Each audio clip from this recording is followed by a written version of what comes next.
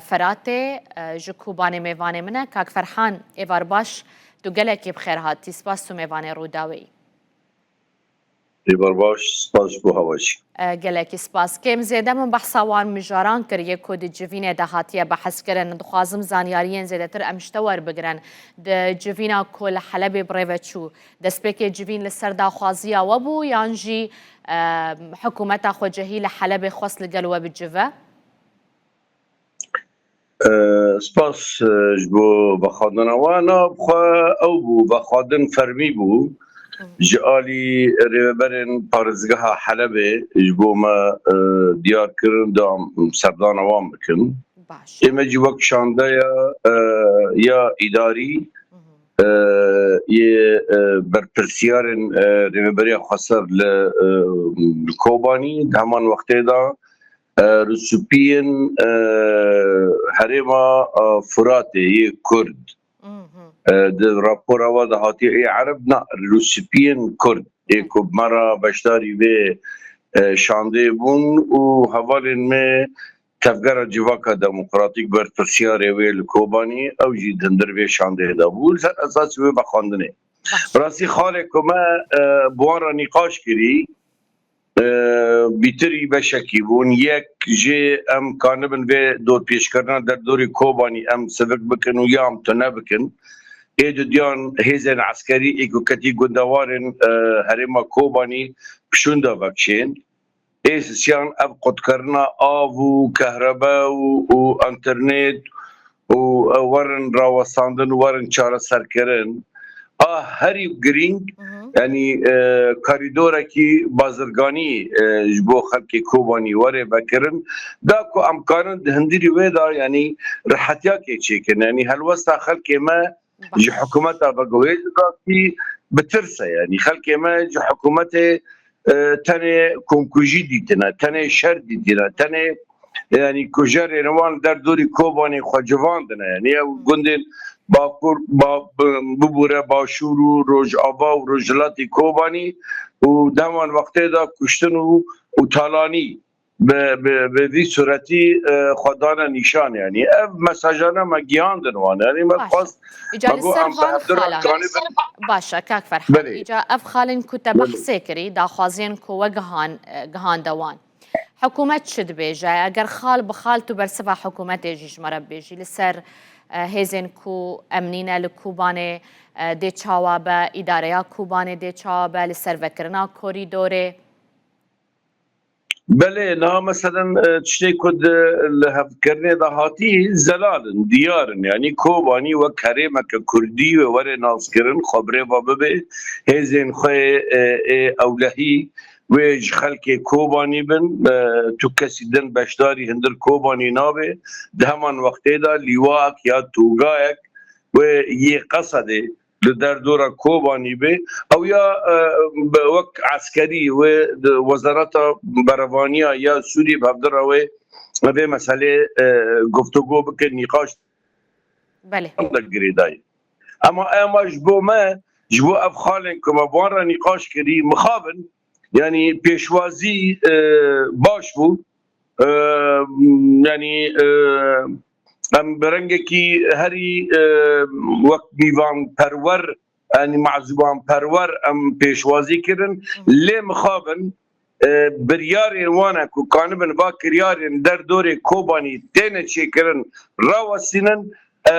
برنگه کی زلال و شفاف خانی زیبه نکردن اویا دهندر بشارتن ادامه دهندر يعني مجيد اما دومان اما هل وستوان ابنا خازن خلق كرد افستاوري چي كرن ابنا خازن خلق كوباني افكارا وري كرن امنا خازن لاما راوستاندنا افتشتي كوتينا كرن براسي نزل البونتيدا تاني ورو هيفي بون اومدي بون اما في مسألة چارة سر بكن اما سوزی کامی کانه بن هیرو سبا ساعتا کردن در رویدن پنج رویدن اما به مسئله چاره سر بکن اویا افسوز ناف دوی وان در رکت یعنی کاک فرحان جبور روشا مروواهی بتایبتی اگر ام روشا امنی دینن آلیه کی بود روشا مروواهی جبو بردانا آوه جبو دانا کهربه جبو کوبانه وان تسوز ندایه و بخوده تسوزن پیدا گریدان وری کرن ناتدانی ام بکری جف درا بیجن یعنی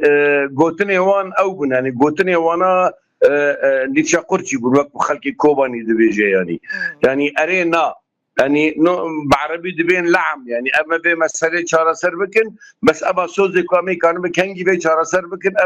افسوز نهاتم باشا وان اف مجار بتشتكيدن فجريدا كوكا شرطو مرجكي بالهمبري و في تشتي بكن حتى كم افو كهرباء بدن مثلا يعني افيا بريز اونا وقت بدفكي ناقوتن بس خالين دناف قوتن عندا يعني وقت بعربي دبي ما بين الاسطر يعني تشتي كنهاتي قوتن تشتي كنهاتي نتصاندن ما وقت جي فهم كري يعني افيا بريكفتنا قشتي ده هاتي قريداني يام بويدر قريداني جبرويه كيجي بريار نالحلبيه جبروي كيجي بريار آوي كهرباء كاريدور انترنت بريار نالحلبيه جبركو اونا ببرسبون بريار باشا جبو كوريدوري باشا كاك فرحان جبو فكرنا كوريدوري هون دا خواز كنكو كوريدورك دنا براوا وباجاري حلبة دفي فكرن يانجي دنا براوا وبريكا عين عيسى وباريزقها حسكي بفكرن لقروج افاي كردستاني آلية دن يعني املكنا يعني شو مشكله مثلا ري حلبة وري فكرني وري جزيره وقامش وري فكرني يعني امم ريفه يعني نامس كوباني باجار كيبچوكا كوباني تشيخه علافن كوبي جيان لبرته مشاندنش باجار مزن دينه يعني باجار مزن باش قابش دانيش حزك دانيش حلبة دانيش رقه داني يعني افريانا ورن فكرن يعني يعني ما جوارا بزلاليگو اگر كون دخازن ربازي دولت خنيزي هريما كوباني بكن ون خدبينن دولتك شرمك مزنك ودولتك باجارك بيچوك وك كوباني بالجغرافيا خوي بيچوك ورد دور بيش كرن يعني چه معنى خوي دولت هم ولاتين خوي وك دولت ون بلين حلب جزء بارچاك سوريا كوباني بارچاكش حلب باشا تشبش اساسي د چه پیوانه دا اب پارچه کو بهرما حرب دا گریدای یا بازرگاه حرب دا گریدای یا پارچه که سوریه ور دور پیش کردن و خلق و بیتری 9 میلیون انسان جماف جیان و آلاف پی جیان تیم شاندن در سر خود کی یعنی اویا یعنی براستی مجوار بزلالی گوه اگه شرمکه دولت کد خوازه دولت بونه جبو خوا پیک بینه و خود دوری و کریارم که خود دوری و کارن بویرنگی بکه دولت بویرنگی نه آوا کرد كاك فرحان يعني ابيا بله باشا جسيه ما هي وحتى رجع ما يرو حفتي يقدر باص بل السروي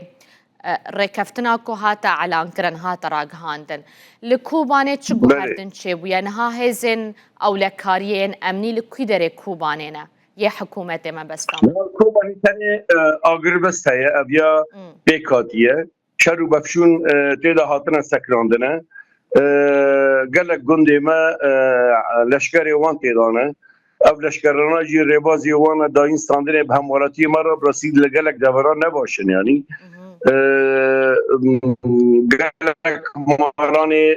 متن تالان کرن تین دزین تین تعفیش کرن اویا جی ام نبیجن ام سوجکی دکنن دندر دنه دا ام سوجکی دکن ام آلی که گفتگو دکن بخاطر ریکفتنا سوی مه وره پیکانین و ام هندر خوش هفدرا ام هندر جفدرا بکن شخو اساسی شاندام سبی اساسی چوبه اب وارا پارا بکن مگو ام دخوازن اف حاجزه مترسید نقبا خو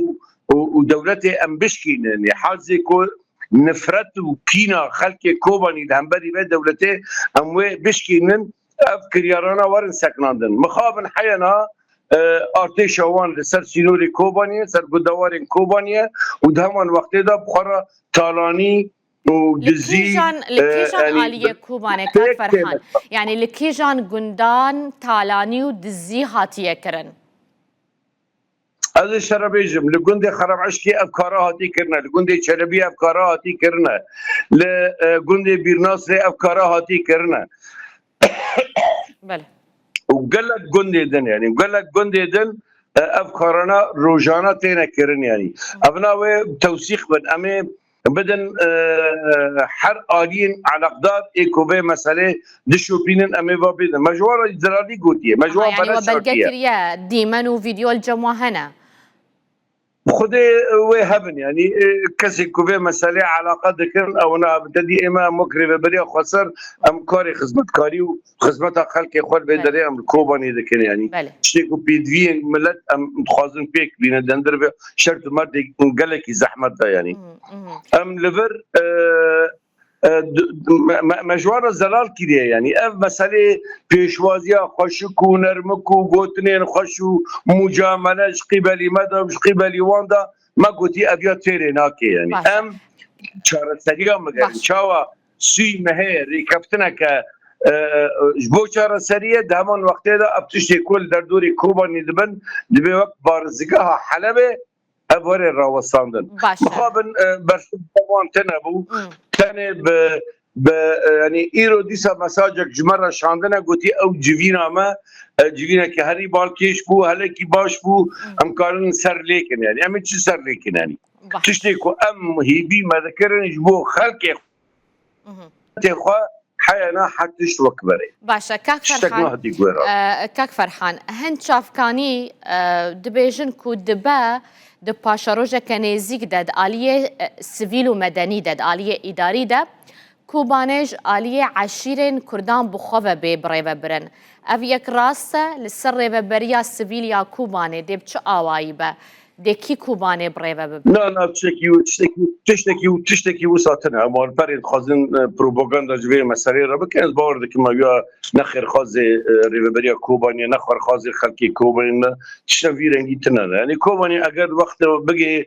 ریکاپتن بگی آسته که تیدا فرمیت آوی واره چه کرنه شو خلکی کوبانی و ریو بریا خودرخه و نونر خودرخه و کسایتی که کاره من خدمت کوبانی کن و درخن ابنا کید بن یعنی بس اما اورنگی عشیران و نظام چه ابهش بندیال کوبانی تنانه و بیرنگیش نزدیک ناکه یعنی خلک کوبانی پرچه که خلک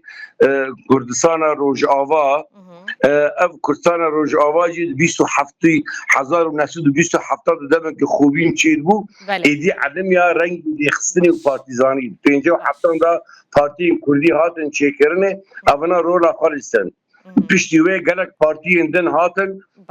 پارتیا سوریا پیشروج پارتیا یکتیا دموکرات یعنی پیاده 1060 یعنی ملت کوبانی بو اتخاذم به بجوه مساجه بگیرم یعنی خلق روجا تبایی د عالی خلق کی ریخستن کریه خلق کی سیاست شوپینه خلق کی نکو یعنی تبریز و حرمت ما جمالبات ما عشیر ما اول ما مال مزن ما يعني ابناء بجي ريز وتقدير هنا شيخ مال برتنا انا مال مي مزن هنا مال مي مزنك وخدمته جواكا كوباني كري خدمته عشرين كوباني كري ابناء يجبو شوباندن سياسي قوك بديل جري خسنين مين سياسي لا ندينا ام لبي دري وكري ببريا خسر وكري ببريا كوباني ام دواري خدمته دانا اگر كو ريكابتن بيجي اصلا مشاندنه وقت انگی و نونر کوبانی در کفن و ایکو کانبن بروانیا کوبانی بکن و بروانی کرنه 1014 دا بروانیا البندابه بروانیا هیرو کسر قرقوزا قوبا گندوارن کوبانی آتی چه کرن ایکو بروانی هیشتن که سوی مه اتفاق کوری چه کرنه جبو کوبانی و جبو روش آوا بار دکن پیش روز ده و اف مثلا ورن نقاش کردن و هما کسی که کانبن کوبانی بريبا ببن ويجي ريز وتقدير وحرمته بن امي تبع كيلك يوام بن يعني كاك فرحان بنا ديما عندجي لكيلك شان دا حكومته كسك خلق كوباني هيا او جي دجوينه دا آمده بو لكسك نزيكي حكومته يجي توزاني از بحثا كيدكم